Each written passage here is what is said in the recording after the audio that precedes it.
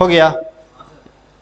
चलिए अच्छा, कर्सर वहां से ना हटा दिया कीजिए, कर्सर को वहां से हटा दिया कीजिए। पूछिए का है, कर्सर वहां से हटा दीजिएगा ना, होगा क्या, कभी गलती से अगर दब गया तो स्टॉप रिकॉर्डिंग हो जाएगा। बात समझ में आए? कर्सर वहां से हटा दिया।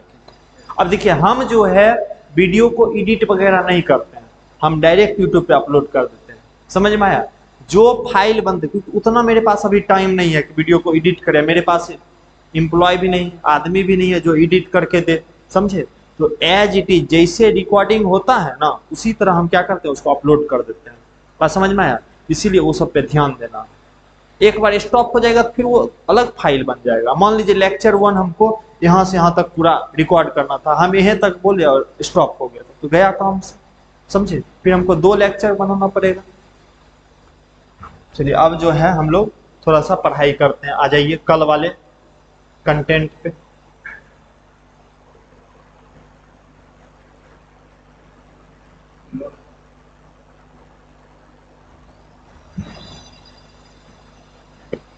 पेन कहाँ है? पेन, हाँ। चलिए कुछ पढ़े हैं ऑप्टिक्स में? मेरे पढ़ाने के बाद आगे का कोई टॉपिक चला? शुभम सर शायद पढ़ा रहे थे। शुभम सर क्या पढ़ाए थे? अच्छा, मिरर के बारे में, यानी मिरर हो गया। मिरर का वो कौन कौन सा पार्ट पढ़ाए? प्लेन मिरर पढ़ाए, कॉनकेव कॉन्वेक्स हो गया, शुरू किए हैं।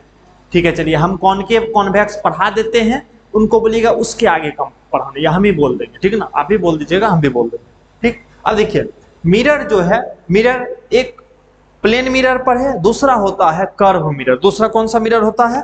Curve mirror. बात समझ में आया? अब कर्व मिरर मतलब क्या हुआ? कर्व मिरर मतलब हुआ कि ऐसा मिरर जिसका सरफेस जो है वो कर्व हो। कर्व होने का मतलब क्या हुआ? 3D सरफेस होगा। कैसा सरफेस होगा? 3D surface. जैसे समझिए, ये हाथ मेरा, ये क्या है? एकदम प्लेन है कि नहीं? ये एकदम प्लेन है। बस में ये क्या है? प्लेन है। कर्व बनाने के लिए क्या करना पड़ेगा? इसको ऐसे करना पड़ेगा, ऐसे करना पड़ेगा। तो देखिए, तो ये वो 3D फिगर नहीं बन जाएगा। ऐसे प्लेन है, ये वो आराम से सिंपल लिफाफा में रख सकते हैं, लेकिन जब वो कर्व जैसा बन जाएगा तो थिकनेस भी हो जाएगा। बात समझ में आए? तो कर्व मिरर जो होता है वो एक 3D मिरर होता है। कैसा होता है? 3D mirror, 3 dimensional mirror. बात समझ में आया? बात समझे? अब कर्व मिरर भी बहुत टाइप का होता है। कौन कौन? तो सबसे पहले होता है हमारा स्फेरिकल मिरर। कौन सा मिरर होता है? Spherical mirror. Spherical mirror. Spherical mirror के बाद होता है पैराबोलिक मिरर। कौन सा मिरर होता है? Parabolic mirror. इतना भी पढ़ना नहीं है। Parabolic mirror.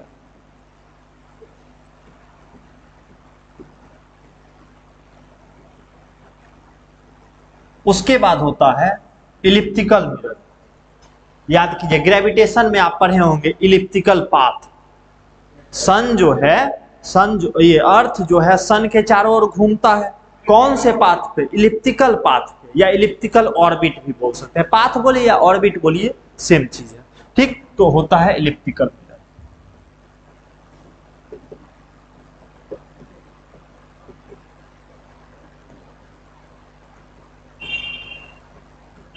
समझे?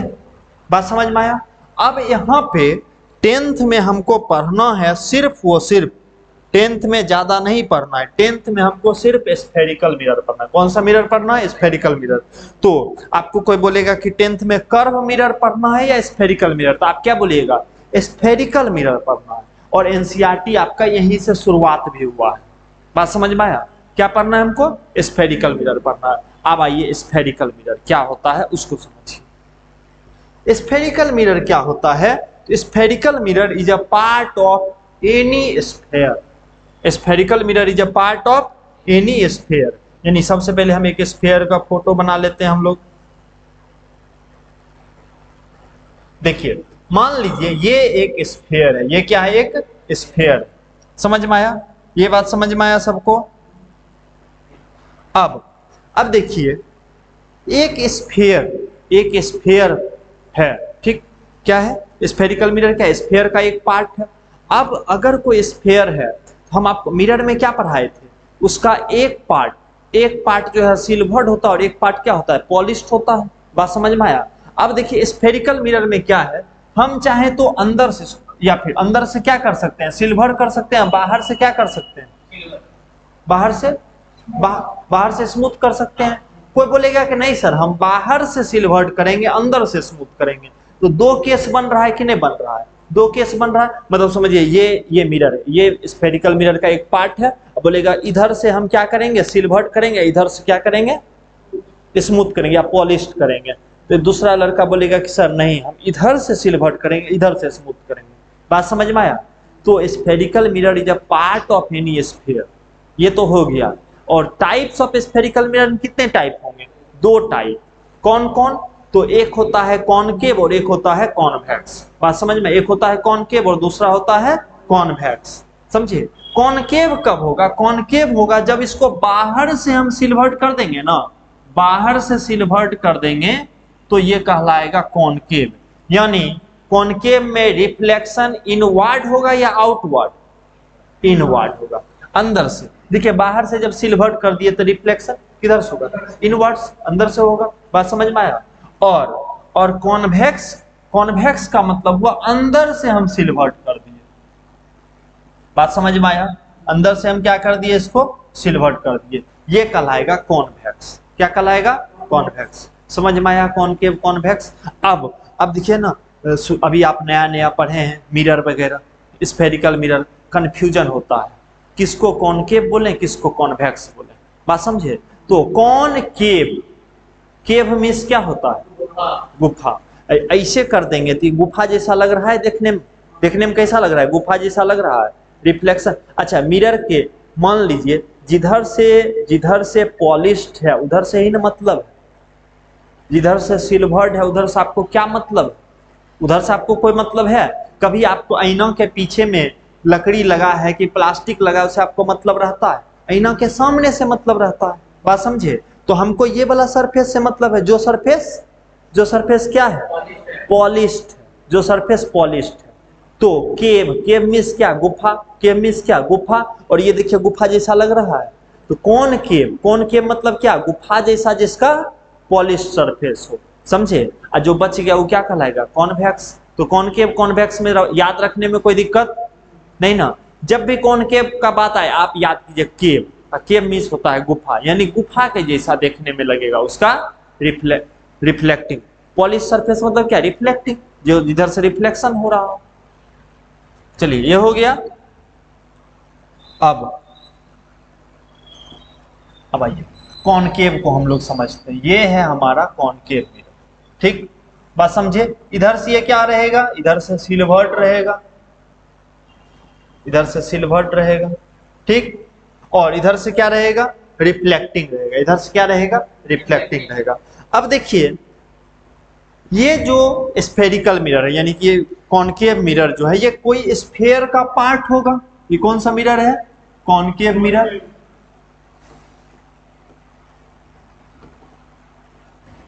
और ये क्या होगा, एक स्फेयर का पार्ट होगा।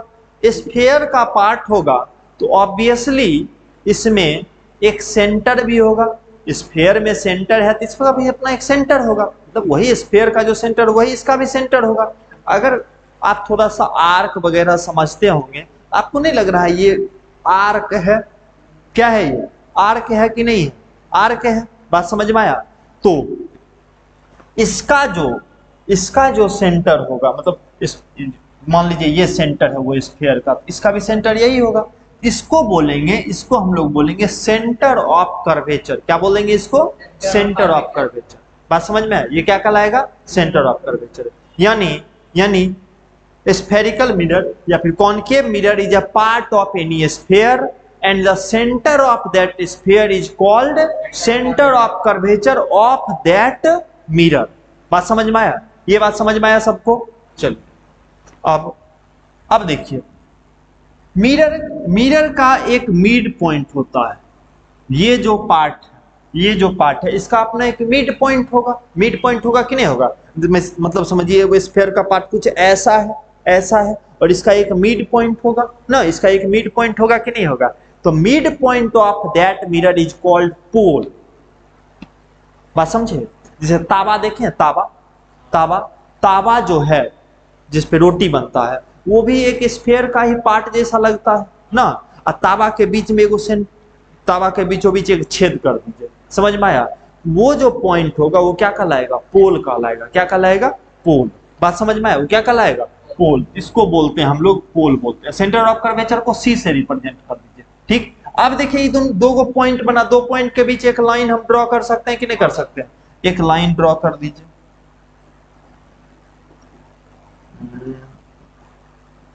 लाइन कहां गया?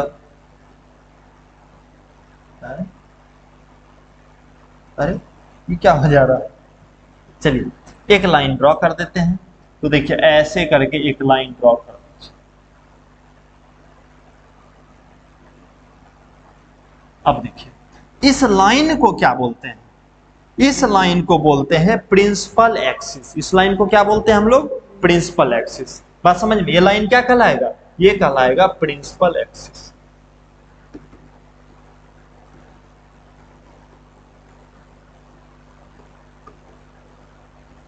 इसको हम लोग क्यों बोले प्रिंसिपल एक्सिस?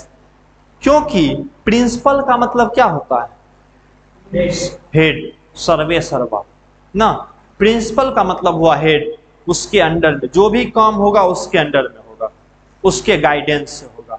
यानी अभी से इस मिरर में कोई भी जो कार्यक्रम चलेगा वो इसी के रेफरेंस से चलेगा, प्रिंसिपल एक्सिस के रेफरेंस। बात समझ में आया? बात समझ में आया? तो ये line joining pole to centre of curvature is called principal axis. अच्छा, क्या ये लाइन पहले से रहता है? नहीं, ये लाइन इमेजिनरी लाइन है, यानी हम इमेजिन करके चलते हैं। बात समझ में आया? बात समझ में आया? अब इतना हो गया, इतना समझ में आया सबको? अब देखिए सेंटर से लेके प्रिंसिपल एक्सिस, तो कहीं प्रिंसिपल एक्सिस इधर भी इनफाइनाइट जा सकता है, इधर भी इनफाइनाइट जा सकता है। क्यों? क्योंकि ये लाइन है। लाइन का अपना कुछ फिक्स लेंथ होता है? नहीं होता है। फिक्स लेंथ किसका होता है? लाइन सेगमेंट का। बात समझ में आती है? लाइन सेगमेंट नहीं है, ये लाइन। प्रिंसिपल एक्सिस क्या है? एक इमेजिनरी लाइन। बात समझे? अब सेंटर से लेकर के पोल के बीच की दूरी को क्या बोलेंगे? तो सेंटर से लेकर पोल के बीच की जो दूरी होगी, ये देखिए तो लगभग क्या 100% ये उस स्फीयर का रेडियस ही है कि नहीं है? रेडियस ही है। इसको बोलेंगे रेडियस ऑफ कर्वेचर। बात समझ में? क्या बोलेंगे इसको? Radius of curvature. यानी सीपी को हम बोल सकते हैं रेडियस ऑफ कर्वेचर, बोल सकते हैं कि नहीं बोल सकते हैं? तो सीपी को बोलते हैं radius of curvature. Radius of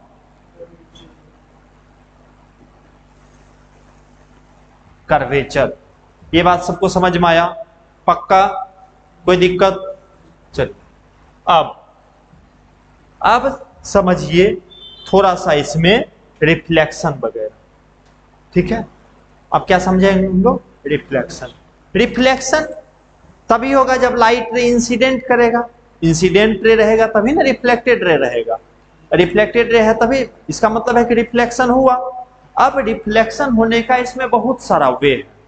सबसे पहले हम लोग जानते हैं पैराएक्सियल रे। पैराएक्सियल रे क्या होता है? पैराएक्सियल रे होता है अगर कोई light ray parallel to the principal axis, अगर कोई light ray parallel to the principal axis है और तब जाकर के मिरर पे इंसिडेंट करता है, तो उसको हम लोग कौन सा रे बोलते हैं? पैराएक्सियल रे। कौन सा रे बोलते हैं? पैराएक्सियल रे। बात समझ में आया? बात समझ में आया?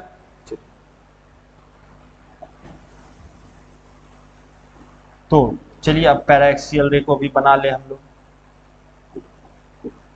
मान लीजिए यहां से एक लाइट रे आया, ऐसे आया parallel to the principal axis. अब ये क्या करेगा? रिफ्लेक्ट करेगा। रिफ्लेक्ट करेगा कि नहीं करेगा? तो ये ऐसे रिफ्लेक्ट कर गया। बात समझ में आया? ये क्या हो गया? ऐसे रिफ्लेक्ट कर गया। अब ये रिफ्लेक्ट किया, इस तरह से आया, ऐसे आया और ऐसे। कितने लोग इसका नॉर्मल ड्रॉ करना जानते हैं?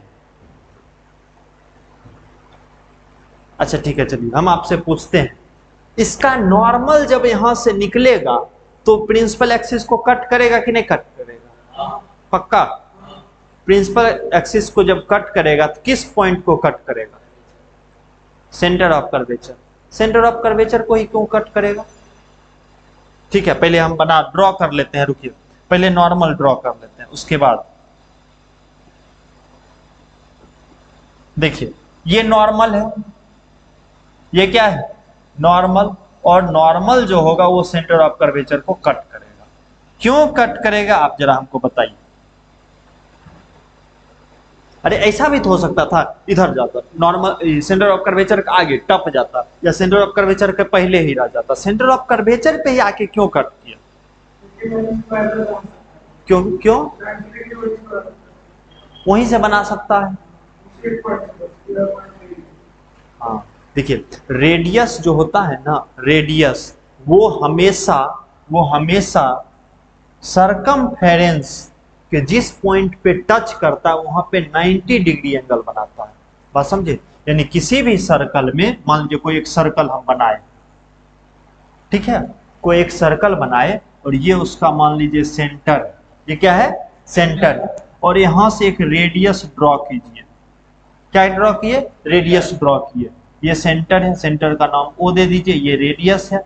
ये जो रेडियस होगा ना भाई, ये सरकमफेरेंस पे 90 डिग्री एंगल बनाएगा। सरकमफेरेंस के उस पॉइंट पे कितना एंगल बनाएगा? 90 डिग्री। और नॉर्मल कितना डिग्री एंगल बनाता है?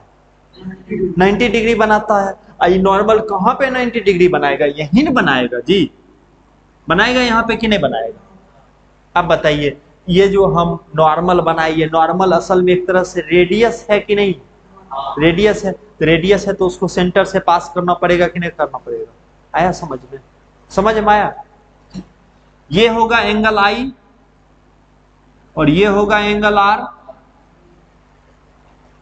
पक्का? चलिए, अब ये प्रिंसिपल एक्सिस, ये जो रिफ्लेक्टेड रे है, ये क्या है? Incident ray. इसको क्या बोलेंगे? इंसिडेंट रे बोलेंगे। ये क्या कहलाएगा? और ये क्या कहलाएगा? Reflected ray.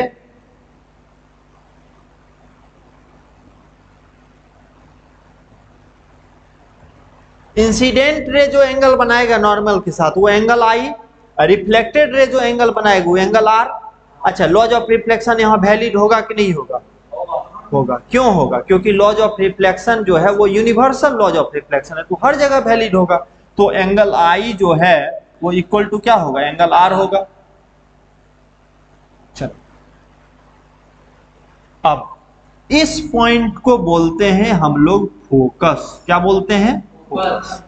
यानी अब अगर कोई आपसे पूछे फोकस क्या होता है तो आप क्या बोलिएगा?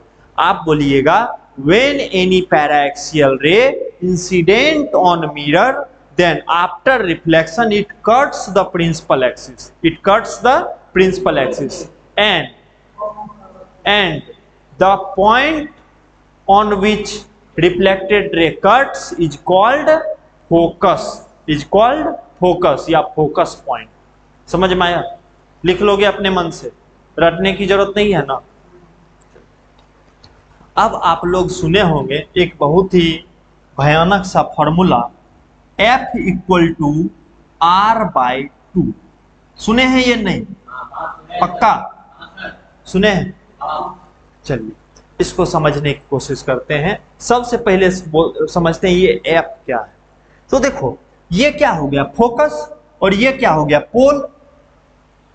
सेंटर से लेके पोल के बीच की दूरी को क्या बोलते हैं? Radius of curvature. इसको आर से रिप्रेजेंट करेंगे। किससे रिप्रेजेंट करेंगे? आर से, कैपिटल आर। और फोकस से लेके पोल के बीच की दूरी को क्या बोलते हैं? फोकल लेंथ बोलते हैं। क्या बोलते हैं? Focal length. तो ये हो गया हमारा फोकल लेंथ।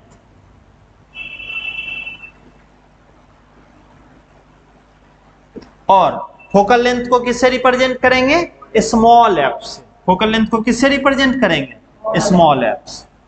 अब देखो, ये जो स्मॉल एफ होता है, ये यहां से यहां क्या होगा? स्मॉल एफ होगा। ये जो स्मॉल एफ होता है वो रेडियस ऑफ कर्वेचर का आधा होता है। अब ये 100% आधा नहीं होता है। बात समझ में आया? कुछ कुछ एजम्पशंस को लेकर के हम लोग इसको आधा मान लेते हैं। बात समझ में आया? एग्जैक्ट आधा नहीं होता है, लेकिन अभी उतना डिटेल में नहीं पढ़ना है, ठीक है? 12th में उतना डिटेल में पढ़ना है। अब इसको देखिए, इसको थोड़ा सा हम लोग समझने की कोशिश करते हैं।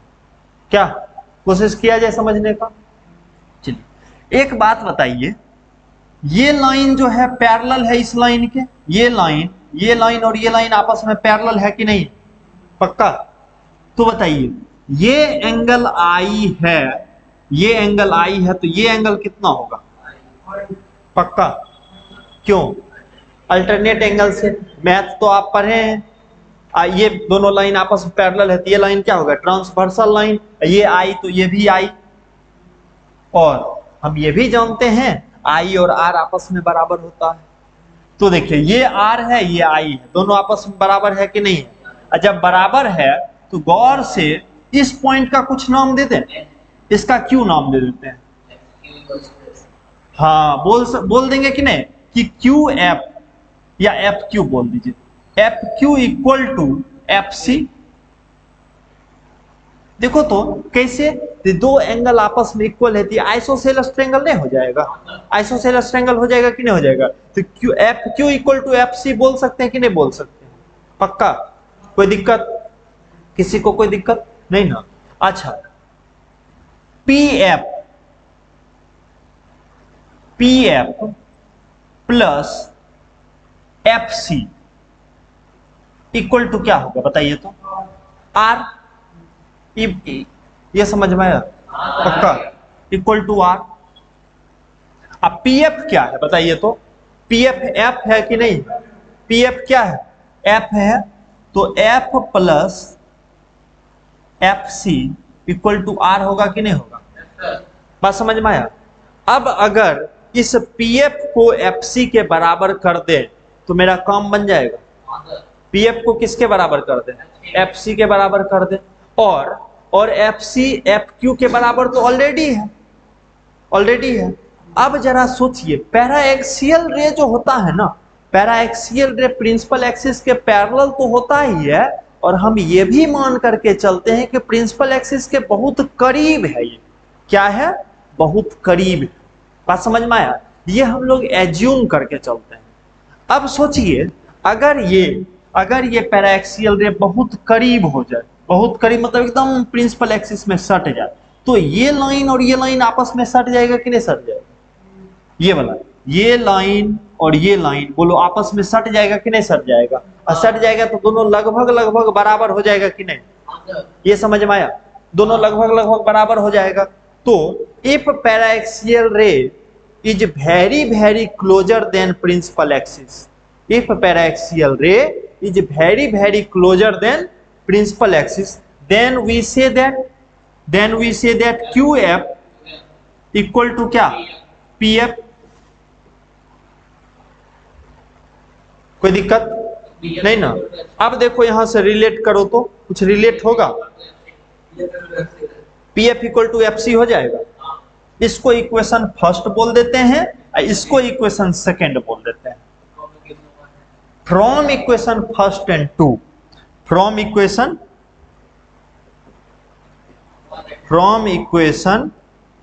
first and two, बताइए क्या होगा? हम बोल सकते हैं PF इक्वल टू FC, तो PF, एक सेकेंड रुक जाइए, ये क्या हो गया?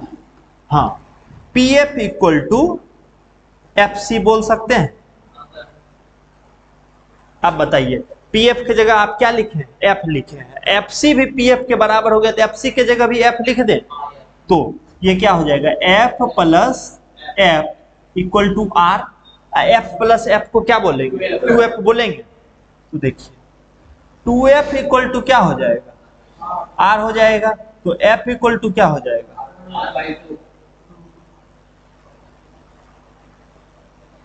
मजा आया? लिखिएगा भी इसको,